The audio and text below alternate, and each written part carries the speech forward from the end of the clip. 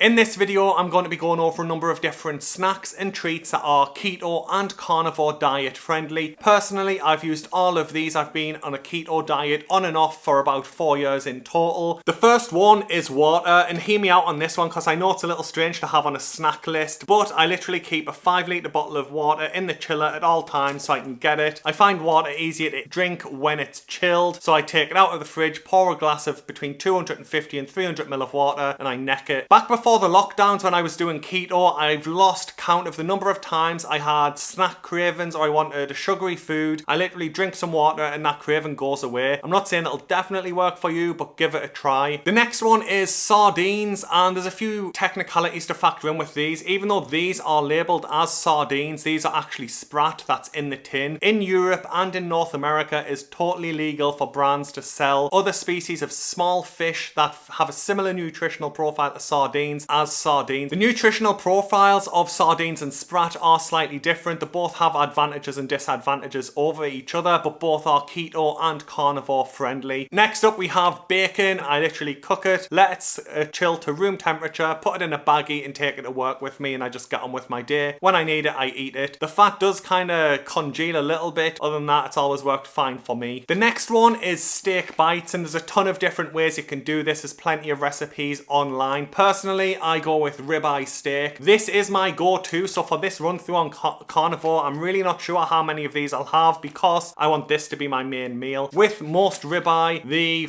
protein to fat content is roughly 1:1, so again, it makes it a great option for anyone for a main meal. All I usually do is, in this uncooked state, I'll take it out of the packaging. I've got special scissors that I keep clean away from everything else for food. I dice it down into tiny little chunks or strips, cook it up to medium or medium rare sometimes. Again, I let it cool to room temperature. That helps the fat stay on the beef. And then I'll put it in a little baggie and go about my day. And when I need it, I'll eat it. But like I said, if you're having a lot of ribeye, it can get boring having ribeye as your main meal and as your snack when on keto or carnivore. Next up, we have eggs. And as you can see, I'm smashing eggs right now. These are chicken eggs, just regular chicken eggs. Here in the UK or in Europe, our chicken eggs are this colour. I know in North America, they're often white, or at least that's what we see on TV. But nutritionally, they're very, very similar. I also like duck eggs. As you can see, these are larger than chicken eggs. The nutritional profile is also slightly higher and slightly different. One issue with duck eggs is the price. I can get 6 chicken eggs for the price of 2 duck eggs right now with the way the prices are. So usually I do lean more towards chicken eggs. They've always worked well as hard-boiled eggs for me. Literally break the shell off when you need them and eat them. If you're at your home and you're just a little peckish and you want a snack to make, you can just scramble them or make an omelette, throw some shrimp in there or chicken strips, beef cuts, anything like that, and you're good to go. Eggs are a great snack for keto and carnivore in my experience. The next one is prawns or shrimp. Here in the UK, prawns are a lot more common than shrimp. I know in North America, I think shrimp are a lot more common. Technically, as far as I'm aware, they are different animals. I absolutely love prawns. They are easily one of my top 3 favorite foods. But the issue with prawns is they are so high in protein.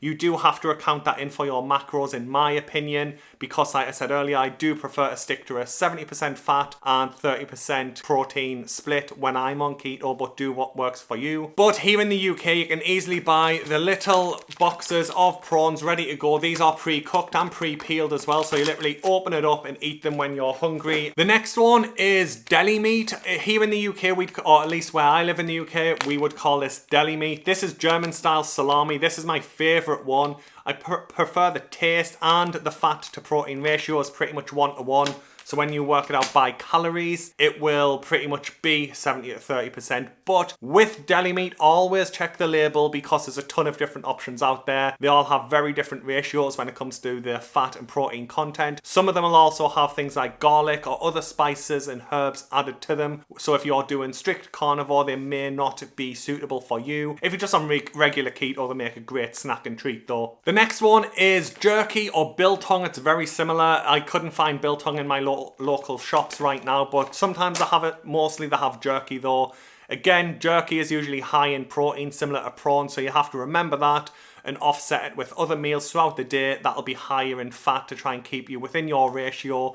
But I do know some people who are on a keto diet or a carnivore diet who are considerably less than 70% fat in the diet and they are totally fine with it. So do different things, test what's right for you, and you may be able to fit the prawns or shrimp and the jerky or biltong into your diet as a snack without issue. The final one is pork scratchings or crackling or rinds. These have a lot of different names, especially across all the different English speaking countries.